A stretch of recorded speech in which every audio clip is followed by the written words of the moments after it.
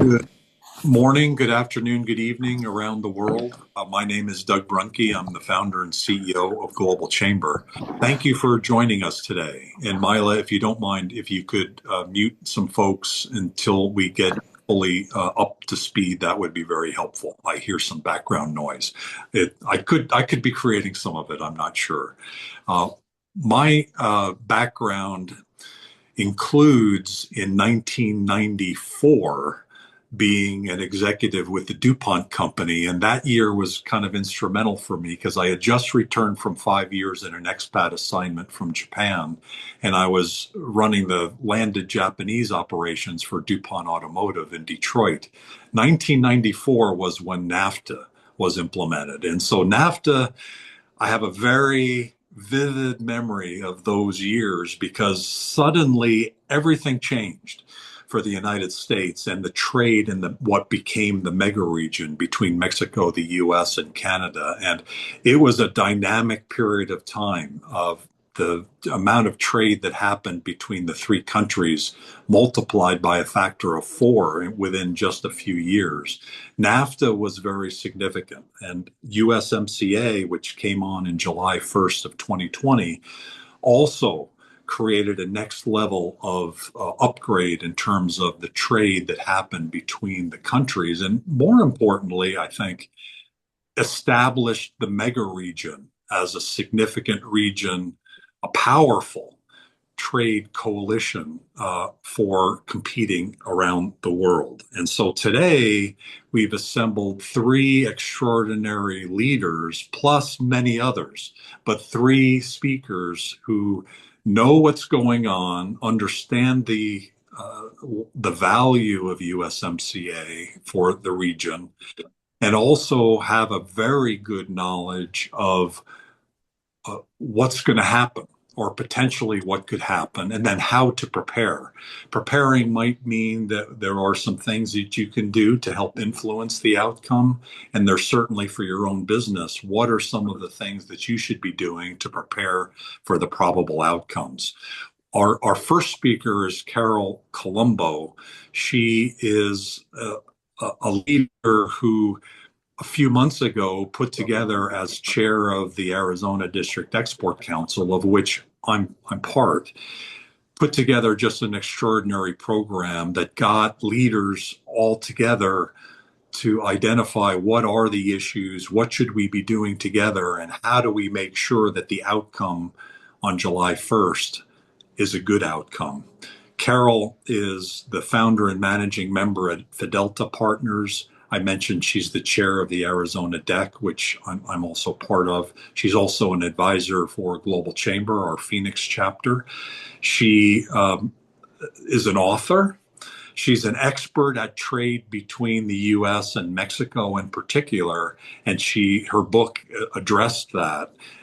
Carol, more recently at Global Chamber, was the moderator of our 9th annual Women in Global Leadership, which I think was our best one. Our 10th annual one is coming up this August. Carol, thank you for your leadership. Thank you for putting together that amazing program in Arizona. You have information that you would like to share, and then we're going to go to Bill Edwards. You've coordinated your activities in terms of what you'll be presenting today, and then Tom Cook will follow up. We're right about 5 after the hour, and so what we'll do is we'll have 10, 10, and 10. If you have questions in the audience, please raise your hand.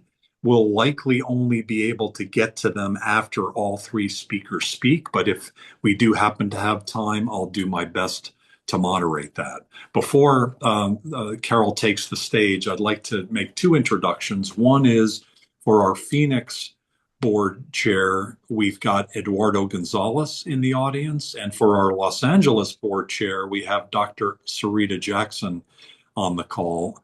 Both of them are extraordinary leaders in and of themselves, and they'll be part of the facilitation in the final half hour. Eduardo, Sarita, are you there? Yes, we're here. Fantastic. Yes, Sarita, I'm here. hi, Eduardo. And I know you're traveling a bit. Sarita's in her office. Sarita, you know Bill Edwards really well, and he'll be our next speaker. Thank you for your leadership for Los Angeles and pulling this all together. I know the USMCA is important to you. We had tried to do an in-person meeting, but the logistics of it may not be possible. Thank you for helping us and guiding us to get this program kicked off. We really appreciate you. Okay, thank you. Carol, You ready? we are ready for you. Let me see if I can now share this screen. Fantastic. Can you all see that? Yep. We can, although it is let's see, you might want to put it on a different kind of a screen thing. Hang on one second. Play from current slide. There we go. How's that look? That looks perfect, actually. Great. Okay. Thank you very much. So what Doug asked me to do was to sort of lay the foundations for what's going on with USMCA so that Bill and Tom can then add all the important color. So I'm going to start with the most basic, which many of you know, but it's always interesting to me that we make trade agreements so complicated, but at their core, they're kind of easy, right? It's just the intent of a trade agreement is to lower tariff and non-tariff barriers. In the case of USMCA, it's to lower those barriers within North America to make that region more globally competitive. USMCA, as many of you know, is now up for review, right? And that review takes place, the formal review is on July 1st. But I think it's pretty safe to say both Mexico and Canada unequivocally want to see that agreement get renewed. But the US appears not quite ready to commit as yet. And because I mentioned that it's all about removing tariff barriers, it's a bit important to start off with tariffs. And don't expect everybody to follow the alphabet soup of tariffs, but I'm going to walk you through a few things so that we get a level set on what's happened over the course of the year, right? So the average US import tariff worldwide at the beginning of January 2025 was somewhere between 2 and 2.5%. That was, goods from all over the world come into the United States. On average, that's how much the tariff is that they pay. In April of 2025, you can see the notice of Liberation Day, the president announced reciprocal tariffs, also known as IEEPA tariffs, on all nations that had a trade deficit with the US. According to the Yale Budget Lab, direct your attention up here, by February 2026, the average US import tariff was 16.9%, which is over a 700% increase from the same number in April, right? So that's the highest tariff rate since the late 30s or early 40s. It's a very significant shift in terms of what businesses have had to do. I think of it kind of like during COVID was when when just every member of the public began to understand what supply chain meant, right? And now during this period, every member of the public is beginning to understand what tariffs mean. So anyway, we then waited it out for the Supreme Court decision on those reciprocal tariffs, which came in on February 20th. And the Supreme Court struck down those IEEPA tariffs. And according to the Yale Budget Lab, that lowered the import tariff worldwide for US imports down to 9.7%. But on the very same day, the Supreme Court decision, the White House announced a sort of sweeping new Section 122 tariffs, which for some of us, the first time we'd even heard about 122. But the impact of that was to increase the average US import tariff worldwide to 11.8%. So now the outcome of all of that is about a 500% increase in a year, right? Carol? Yep. There's quite a bit of noise in your background. Not sure why. Can you imagine why? It almost sounds like wind or something's rubbing up against the microphone. Don't know, but I'm not sure. Do you still hear it? It's no sound right now. Okay, well, let's hope that stays that We way. we've been able to mute everybody else, but it's so it seems to be coming from you. So maybe there's something like a piece of paper or something near the microphone. Got it, got it. Okay. Okay, thanks. So just so that we have a level set on tariffs, it's important also to note that the New York Federal Reserve Bank recently reported that 90% of all of those tariffs were being paid by US businesses and US consumers, not foreign businesses or foreign consumers. So the USMCA actually shielded all of the the reciprocal tariffs and the 122 tariffs from payment, right? So if you're in USMCA and you're using USMCA qualified goods, you are not paying tariffs, 122s or the IEPAs, which are now gone. But you're not shielded from Section 232 tariffs, such as those that are being placed on steel and aluminum, copper, semiconductors. The whole top of that chart there are the tariffs that have been imposed since 2025, since the new administration. These are all tariff investigations that have then resulted in tariffs. That's a pretty significant number there. And down below, what you can see is that there's 7 additional 232 tariff investigations underway. In a number of areas, you can see them: critical minerals, wind turbines, et cetera. The long and short of all of this is that the administration has unequivocally signaled that tariffs are an integral part of their economic policy. And the reason why this is important to USMCA is because it's a bit like Swiss cheese, right? If you can put a bunch, if the whole goal is to create this uniform area that is frictionless and has lower or no tariff barriers, and then you serially put a bunch of tariff barriers in, it does create friction in the system and it does reduce the efficacy of the agreement. So that's just as a starting point so everybody understands what's going on. On every presentation I do, I showed these 2 slides. This is the United States. It shows who's the trade dominant partner. And in this picture of 2000, you can see that the United States is trade dominant in 3/4 of the world. China's got trade dominance in 1/4 of the world. But if you shift that forward to 2024, what you can see is that while the US grew by a respectable 167% over that time period, China grew by 1,200%. China's now trade dominant in 3/4 of the world, US in 1/4 of the world. The areas in red obviously are where China's trade dominant.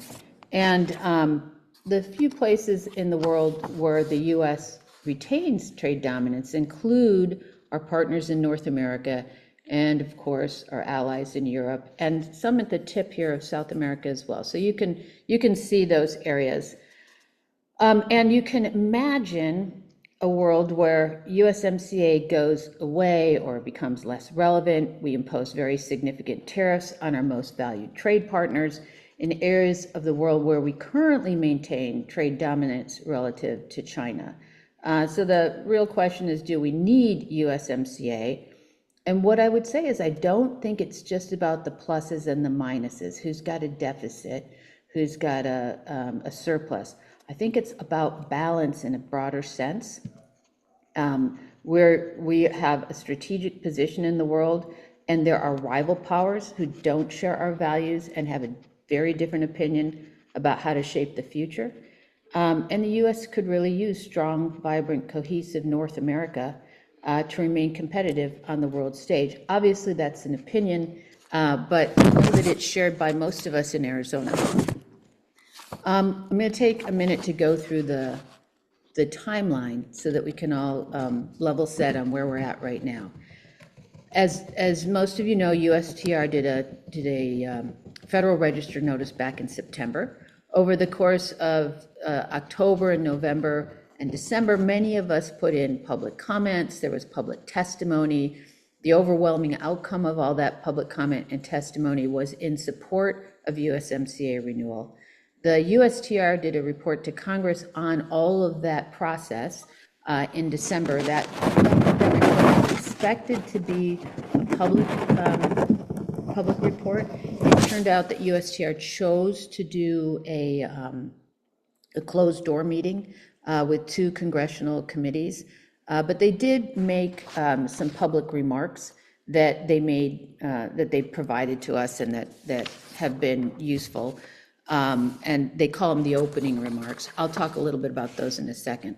The next part of the process is that the executive branch of each country, of the three countries, will make their recommendations on June 1st to the USMCA committee that was formed under the agreement, and they will identify what their recommendations are related to the review. And on July 1st, they will actually, each government will actually identify whether it's going to take any one of the three possible options.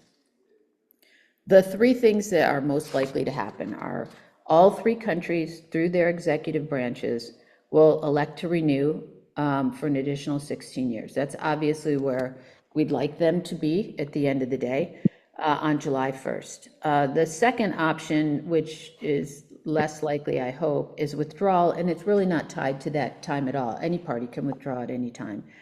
And the third is that any one country does not elect to renew. And that maintains the agreement essentially in a state of limbo. We repeat the entire review process annually if that happens. We kind of go into this holding pattern, and it extends our period of uncertainty. And it also may have a chilling effect on long-term capital investments because nobody really knows what the next step is going to be.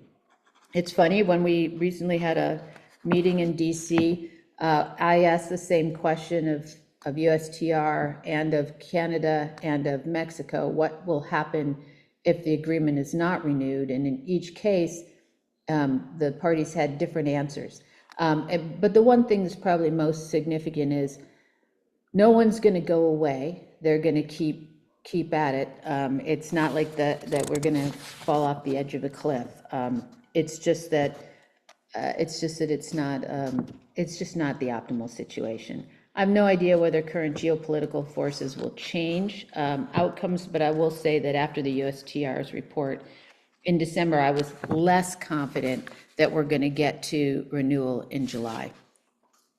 In that report that I referenced, the USTR did make some very specific asks, both on a bilateral basis. So they have bilateral negotiations focused on solving country-specific market access and regulatory problems.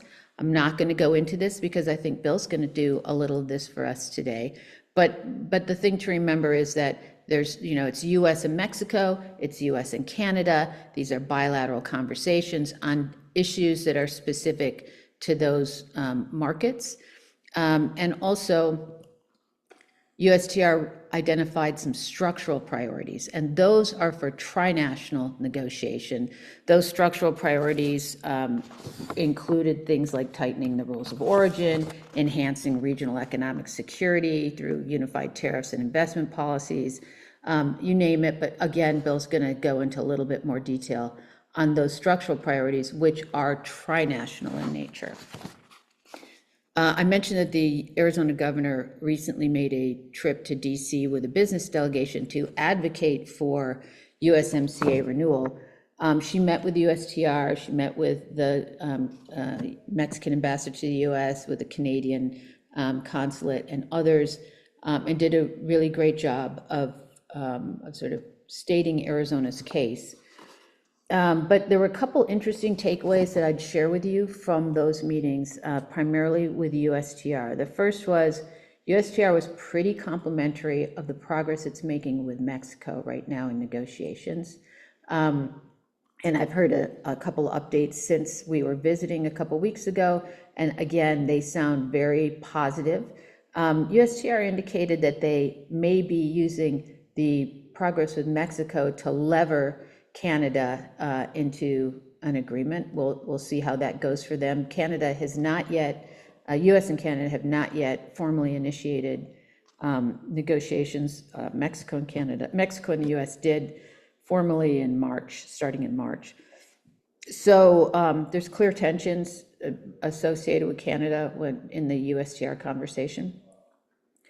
It was helpful to hear from USTR that they are focused on the trilateral agreement. That's a really big deal because we're hearing a lot of banter about going to bilaterals. When you hear it from USTR, what they're saying is, yes, we will have bilaterals on specific issues, US to Mexico, US to Canada, but we see the importance and recognize the importance of the trilateral agreement. It is part of our overall Western Hemisphere strategy. It's central to that. So we did leave with a good sense that that was good information and going in the right direction.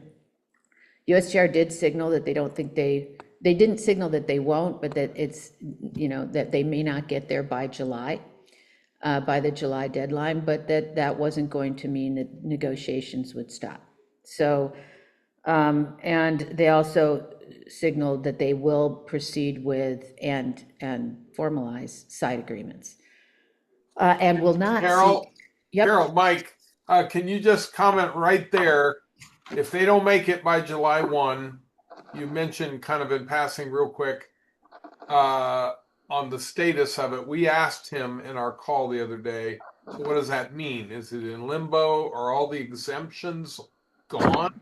Or well, we don't really know, but he thinks not, right? He thinks they're Well, not. the agreement will continue in effect exactly as it is the day before, right? So the agreement continues in effect. The real issue is that we are not signaling the importance of that agreement to North America and generally to the world. The failure to get there on July 1st is, is more than nominally important as a signal, but it doesn't actually change what happens the next day. So everybody should be preparing for that, I think. Everybody should be preparing for they don't make it in July, but everybody should also be advocating for them getting there in July.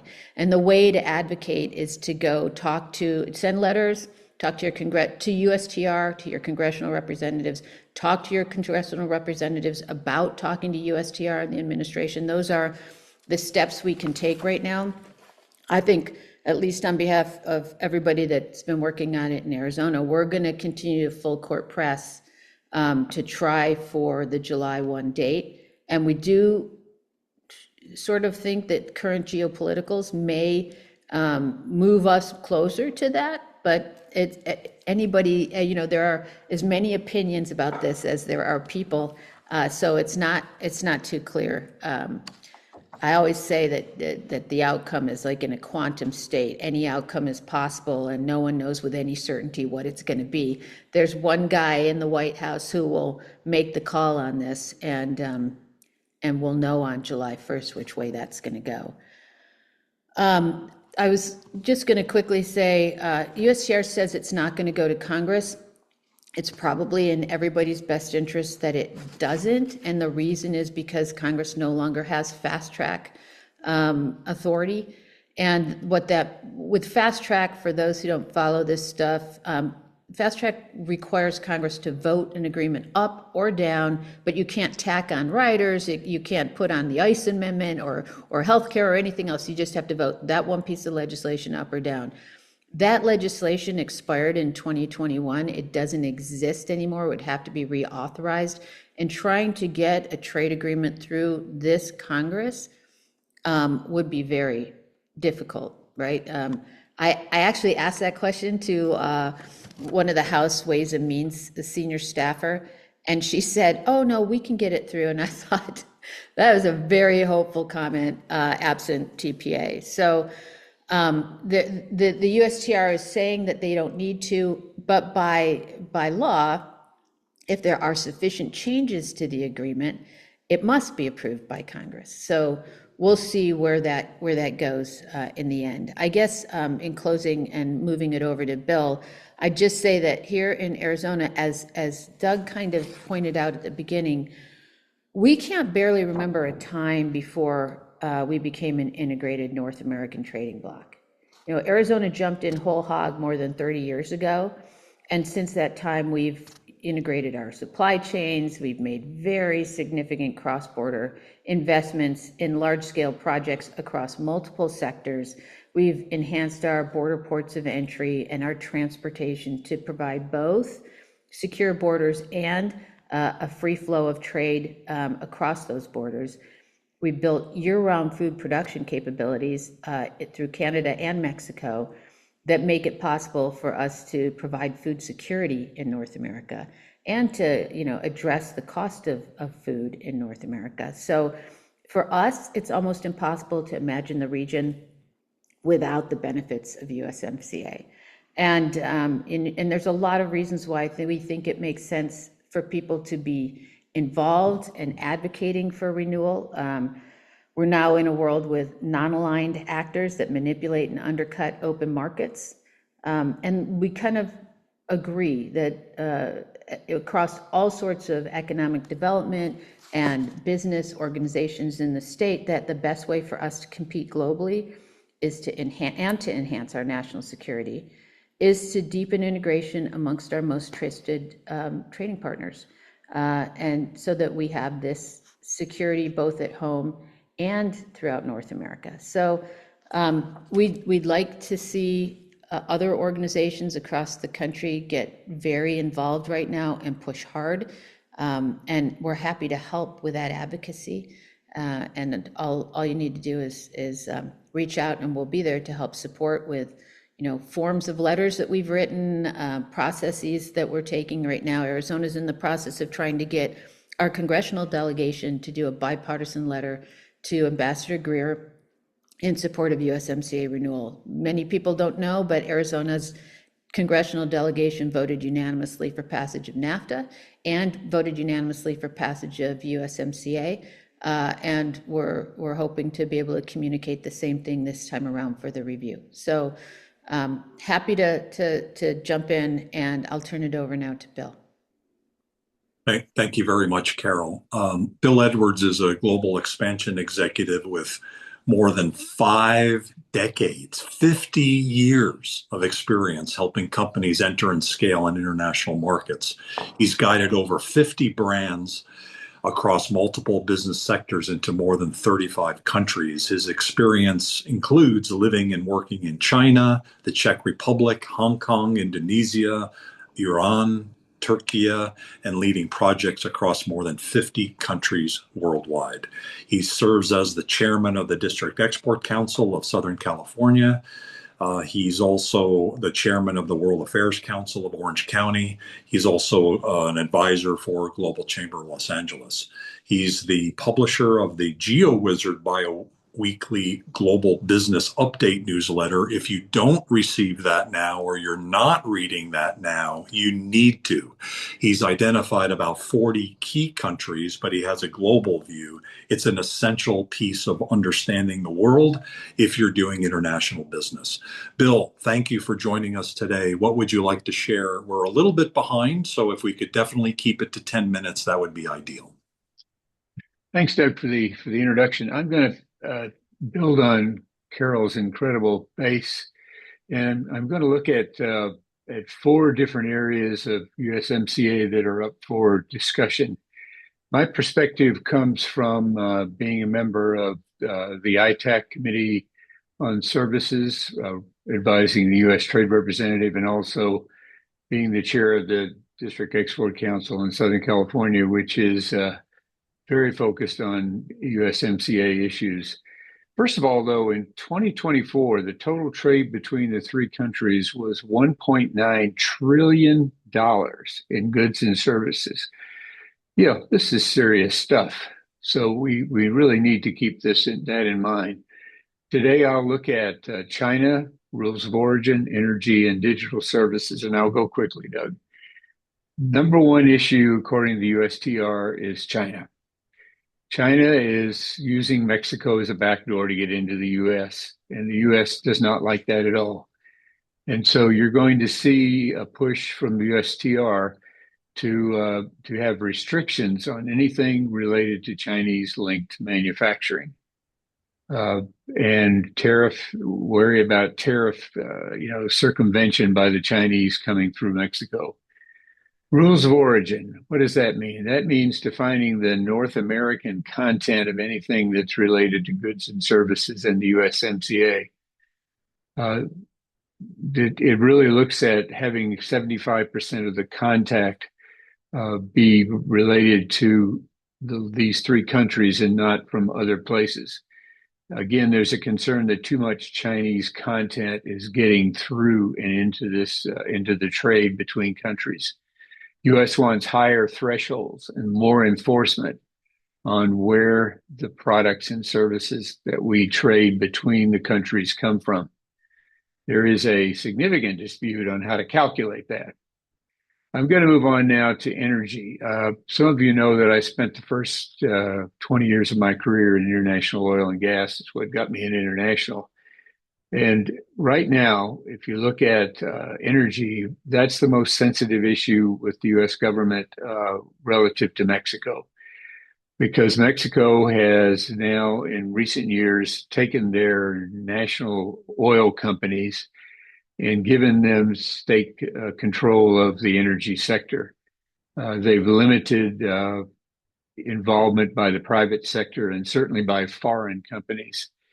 And one interesting statistic is that right now, Mexico national government oil and gas companies owe $2.5 billion in past due bills to U.S. companies. So there's real money that's still outstanding that they haven't paid the bills on. And of course, that's an interesting concern. One of the things I found out is that 75% of the natural gas that Mexico uses is imported from the United States. 75% of their gas comes from us. And on the other hand, Mexico is constrained politically. The new president is certainly an improvement over what we had in the past, but she's still very focused on nationalizing the various pieces of the puzzle that should be more open to private investment. And she is constrained them politically to not open up a lot of areas to foreign investment, which is against USMCA. We think there'll be a compromise here between the US and Mexico, but we don't think it's going to be totally solved. My last area I want to deal with is digital services. And there we go to Canada. Good old Canada. Canada has instituted in recent years digital service taxes, a streaming act, and a news act, all of which impose taxes on content coming from the United States. And the US says that's discriminatory, that free data flows are what the USMCA was set up for. Not exactly. The challenge is that since the USMCA came into place to replace NAFTA, digital services have become much, much more important. And so Canada now has these three taxes: the digital service tax, which specifically targets US companies trying to do business across border, a streaming act, which controls what's streamed across borders, and then a news act, which requires that news services that are seen from the United States in Canada have to pay taxes to the Canadian government. And the USMCA, according to the United States, and not just the USTR, but also Congress, believes that USMCA should require free data flows. So that's four areas that I wanted to talk about: the importance of China, the rules of origin that need to be tightened up, the energy concern when it comes to Mexico, and then the digital services concern when it comes to Canada. Doug, that's my 2 cents worth.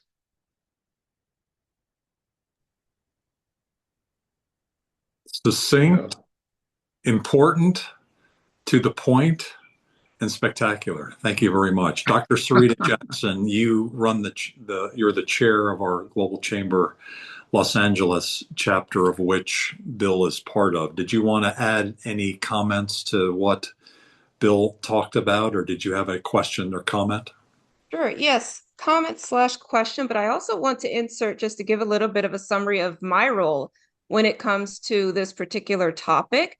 that, when it comes to NAFTA, that I traveled to Mexico City and interviewed many of the negotiators that were involved with the NAFTA agreement, and then have been following this ever since in terms of negotiations. That's how I got into international trade when it came to negotiations. Hence, I follow a lot of these specific aspects when it comes to what are we seeing as they have an impact on different industries as well as sectors. And so one of the things that I wanted to bring up was the rapid response labor mechanism. I know some of that when it came to labor was a part of Carol's presentation, but I just wanted to bring that out explicitly and ask the question of what do you see when it comes to the rapid response labor mechanism? Because just to put this within context, with the North American Free Trade Agreement, that was one of the critiques, that your labor and your environmental mechanisms didn't have teeth. And so with the USMCA, that was designed to strengthen that. So that I wanted to get your perspective, both Bill and Carol, of what you're hearing, of what we can possibly expect during this review process. And then the second one on the digital services tax, because when it comes to digital trade, that's where the USMCA really had rules pertaining to digital trade. And I am aware of the tensions between the US and Canada. However, Canada did rescind its digital services tax last year. And so I'm just curious as to what you're hearing again with regard to the digital services tax, what we can expect, and really from businesses, what can they expect on the labor side of things as well as digital trade? Well, I'll jump in on the digital trade. The key word that you said, Sarita, is they suspended the digital service tax. They did not take it away, and they still have a streaming tax and they still have a news tax. And the bottom line is that the USTR committee that I was on was services, and we put together a very detailed position paper for Ambassador Greer on this. And the Canadians are very clearly targeting U.S. companies, very clearly targeting U.S. companies that are in digital services. Mexico doesn't really play a part in that. So you're going to see a real focus on that from the USTR. And yes, the digital was in the USMCA, but it was not anywhere near developed as far as it is today. And the Canadians did not have all these taxes on U.S. companies in place at that time. Great, thank you. Thank you. Carol, did you want to add anything to that? Especially on the Not labor really. side, too. And I would defer to Tom if he's got anything important on labor and environment. I would just say that generally they're pleased with the enforcement mechanisms for labor, that they're better or perceived as better, that they are having some results, that they do want some sanction authority and to improve labor law enforcement. And they have also been talking about a few other issues about just enhancing the structure that's been created so that more can happen under that structure. But generally, I would just say that people felt like that was going in the right direction, that the changes made between NAFTA and USMCA were going in the right direction. And Tom, I'd defer to you on that.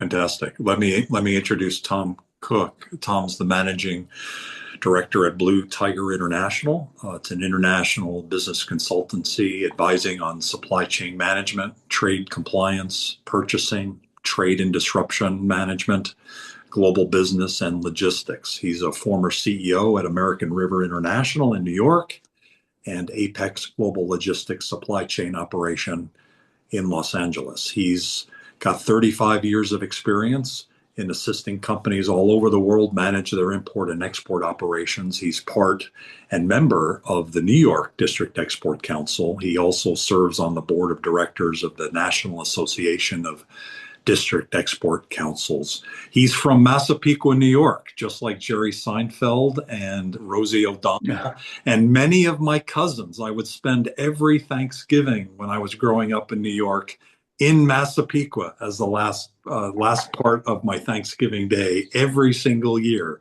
So, Tom, You are an extraordinary leader and knowledgeable person, and love the fact that you also are part of the District Export Council of New York. So we have LA, Phoenix, and New York represented here today. And we actually have Texas in the audience too, which we hope to get to in a moment. What would you like to share on this topic on USMCA? Oh, you're on mute.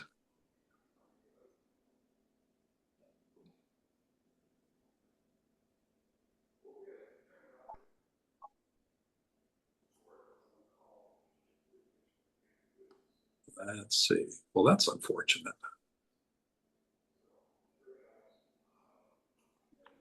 Got it? There you go. Okay. Yes. So Wonderful. you mentioned I was from New York, so I thought I'd talk a little bit like as if I was from New York, but that's okay. That's more Brooklyn. You got to do the Long Island thing. So I think that both Bill and Carol did a great job of framing all the issues and so forth. And I know we have a time constraint issue, so I'm going to bring a couple of things into perspective. One is that for Trump's first administration and then in the second administration, I have spent a significant amount of time in Washington lobbying, mostly related to tariff issues and some trade issues. And I've gone to congressmen, I've gone to senators, gone to trade representatives, I've gone to the undersecretaries of state and so forth down the line. And I firmly believe that they have very little influence over the president and that they have very little success in moving him in any particular direction. And I think that the whole world that wants to assure that USMCA gets reinstated in July, that Trump is the person you've got to work on, and you've got to get to him, and that's not an easy thing to do. The second thing is that one of the reasons that Trump is already put out information regarding his concern over the USMCA agreement is that there is a reality that why does Mexico and Canada so easily want to go ahead and move that program forward again is because they significantly benefit from the program. And the US benefits, but always appreciate that when you look at the agreements and balance, Canada and Mexico have greater advantages than the United States does. And there are a lot of disadvantages for US to sell products into both Mexico and Canada where there are restrictions. And the best example I give of that is you have a huge dairy industry in the United States, and those states that border Canada, okay, that have dairy products, they're not allowed to move them into Canada to compete with Canadian dairy companies. And the Canadian companies can sell all their products freely in the United States. So part of what Trump wants to do is to create a better degree of balance between all the agreements and so forth.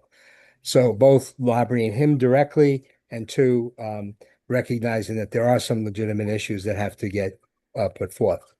While there is a July date, I think it's going to go beyond the July date and they're going to extend it because I don't think they're successful in terms of the people that I'm talking to in the Department of Commerce. Things are going to probably drag out a little bit longer than expected. I would suspect, though, by the end of the year, we should have something in place. I do want to resonate on something that William brought up, which was the concept of origin. So it's not just Mexico, but Trump is going after other countries such as Vietnam and Malaysia, okay, and also South Korea and Taiwan, where you have Chinese companies having significant investments, such as in Vietnam and Mexico, and they're moving parts and components, even management teams, down to these locations where they're trying to move their product through Vietnam or Mexico, as an example, into the United States. So Trump is drawing down on that. And for the first time ever, we're seeing customs actually asking for a bill of materials from the importer that identifies where the materials come up that make up a product and what is the percentage of the total of that line item to the total value of the product.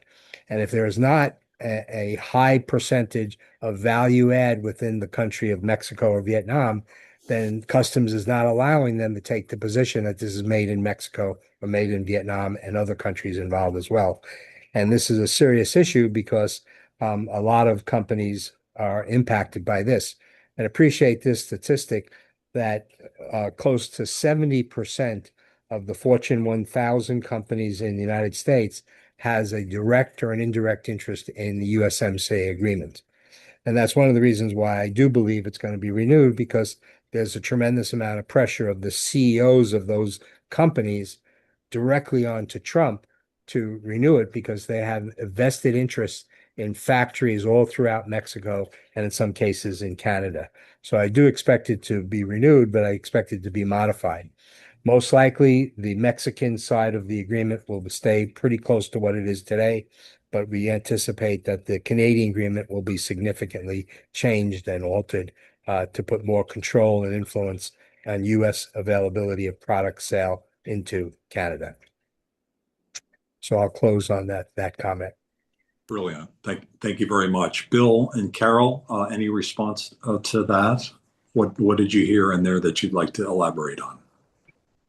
No, I would just completely agree with what Tom is saying. It's hard in a very short period of time to give both sides of the issue. There are definitely elements of what the U.S. is trying to achieve in the negotiations that are wholly worthwhile, including economic security, getting, the anti-arbitrage provisions for offshoring penalties, the resource independence, the human rights.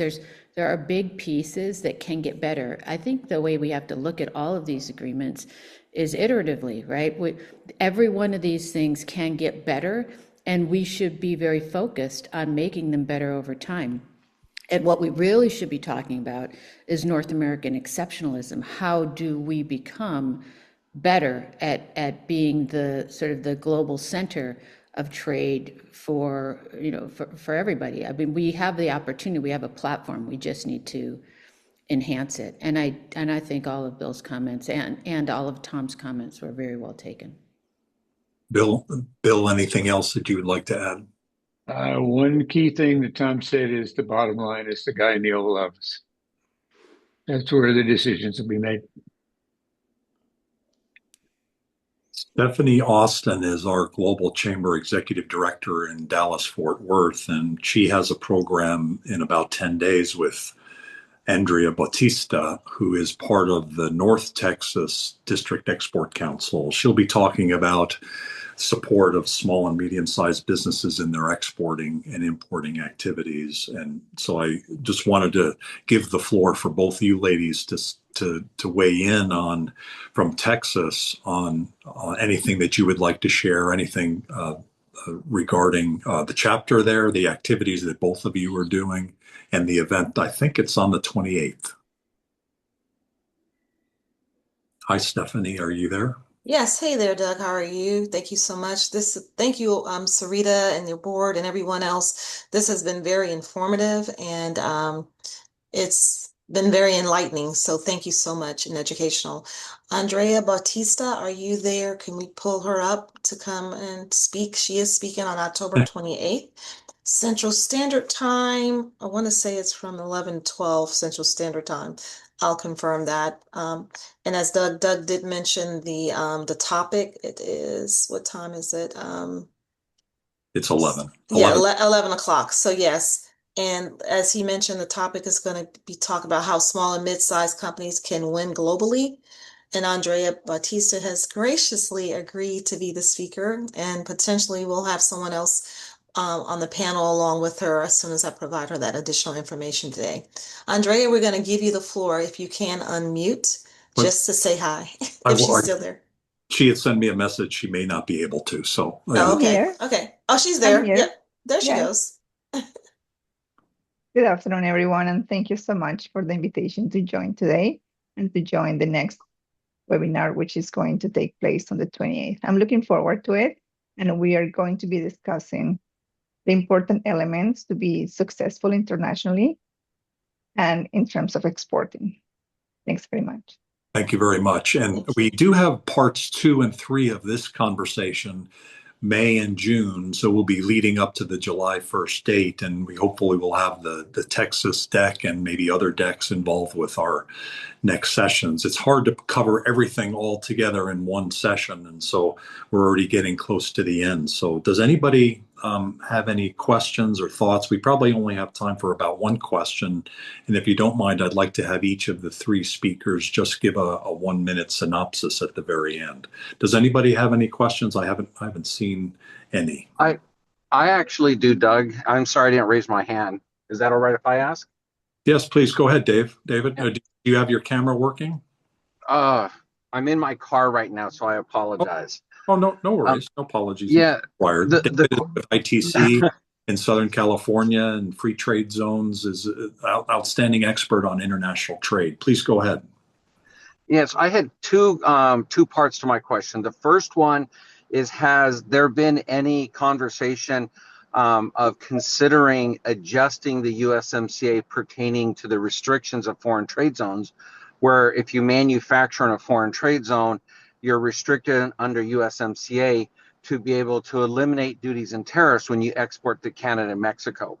That's a controversial topic that the NAFTZ and the FTZ industry has been very strong on trying to convince the negotiators and the USTR to afford those same benefits that all other environments get, that's also extended to the foreign trade zone. And then my last part of that question is, if USMCA doesn't get approved and it turns into two bilateral agreements, do any of the speakers anticipate significant changes, or will it be very emblematic of the current USMCA just in bilateral agreents? Great question. That was mine too. Who would like to tackle one? I'll just address, if I can, the foreign trade zone issue, because we're a very large service provider of foreign trade zones in the country. Trump has not only restricted the issue of getting the benefit of goods that move to Canada or Mexico out of foreign trade zones, but he also has eliminated the tariff inversion benefit in production authority relative to foreign trade zones. And just recently, without even issuing an executive order, he's now restricted foreign trade zones to be owned by Chinese companies. Okay, which was just done hush hush and just put out there by the Foreign Trade Zone Board. So he's clearly trying to impact the foreign trade zones is still available, but the benefits of the FTZ has been diminished significantly because of this approach. I belong to the National Association of Foreign Trade Zones, and I'm on the committee that addresses this, and we're lobbying very, very hard. But it's the same problem as I mentioned before. We're talking to congressmen and senators, trade representatives, Department of Commerce people, the Foreign Trade Zone Board, and it's all going into deaf ears. I mean, they're listening to us and they're giving us time to express ourselves, but they don't have any shot at all of changing Trump's direction and how he's moving things and so forth. So it's a very perplexing issue that we're dealing, and I think that kind of issue is going to roll over to the USMCA negotiation as well, is that Trump is going to be dealing with this issue on his own sensibilities of how he sees things, and not necessarily the accumulation of sensibilities that are achieved by other professional people and political people guiding him. Thank you. Bill or Carol? I think Bill covered it. Oh, in terms of the other piece of the question, which was just, I'm sorry, I think Tom covered it, sorry. I think the other piece of the question was, will it go to bilats? And I don't anticipate that we're going to move to bilats. I really don't. I didn't hear anything at the federal level. We've been keeping pretty close contact. There was a lot of chatter about it before. I don't see it now. I think that USMCA is pivotal to the Western Hemisphere strategy, and if they proceed with that, I think there will be bilateral agreements. It just won't make USMCA go away. I agree with Carol and say, but I'd say yes, but yes, but I believe that from what I hear, that we will continue to have a trilateral agreement, but there may well be bilateral agreements on the side. I had the opportunity to spend about an hour and a half this week with the Mexican Consul General talking, and they've been working for well over a month now, direct discussions, even up to the presidential level. The Mexicans have, and the Canadians are nowhere to be found. We only have a few minutes, and so Anita, I don't think we have time for a question. But you lead our export import forum that happens every month at Global Chamber. What do we have coming up this month? It must be in about 10 days or so. Yeah, it's Thursday the 23rd at noon Pacific time.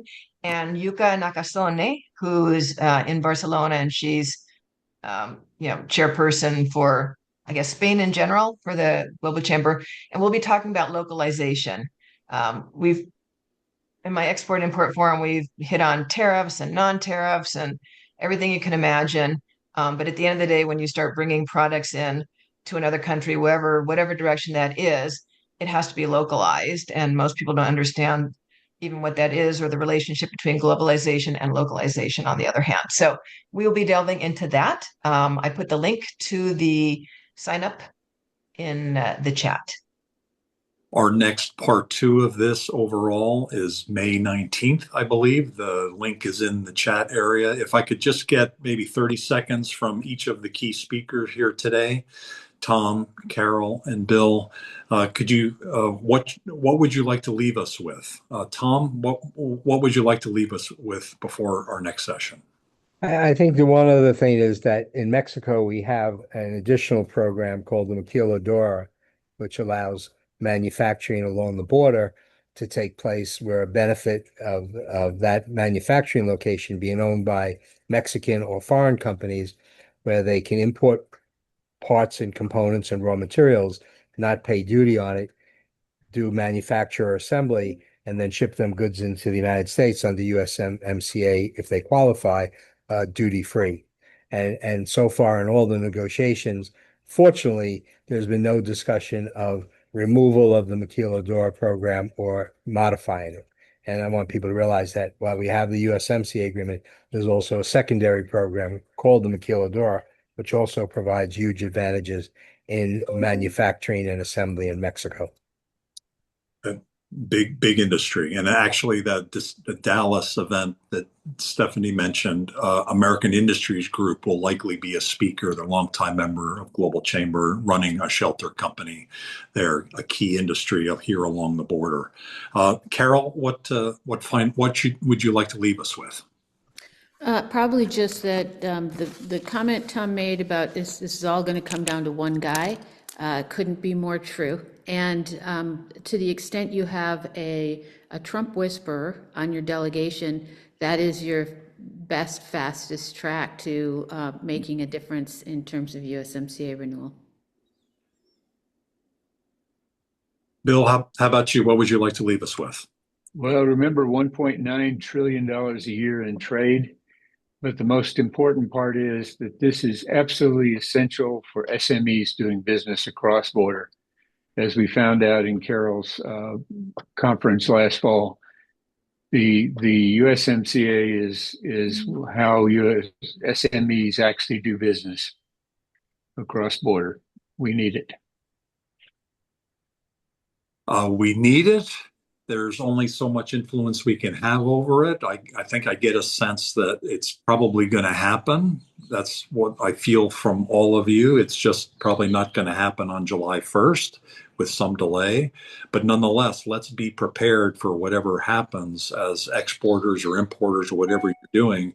Trade is increasing. It increased 7% globally last year on year. It's averaged 4 to 5% increase over the last 30 years. Trade deals like this are important. Global Chamber is not a policy organization. We're a connecting business organization that's in every country, 195 countries. That's our focus. But the policy of making trade easier is what we believe in. And so we don't spend a lot of time on it other than events like this that hopefully educate all of us to be better and smarter and more successful going forward. Join us for that event. We do 60 events a month. We also support our collaborator events like Bill's on May 7th. World Trade Week in Southern California is an important deal. It's the 12th annual one, and Bill's leading that. Bill, anybody in Southern California that definitely needs to come to that. Absolutely. I put a link to it in the chat. And Dr. Sarita Jackson will be the moderator of our USMCA panel at that event. Fantastic. Thanks, everybody. Have a great rest of your day. We do have, and let's see, 5 more hours. We have the League of Opportunities. Go to the Global Chamber agenda, and you'll see that coming up later. And I think Cesar Trabanco has put the information in the chat. Thanks. Take care, everybody. We'll leave it open for another 30 seconds. Take care. Thanks, guys. Thanks, Tom. Thanks, Bill. Thanks, Carol. Great job, Tom. Thanks for cutting it through. Likewise.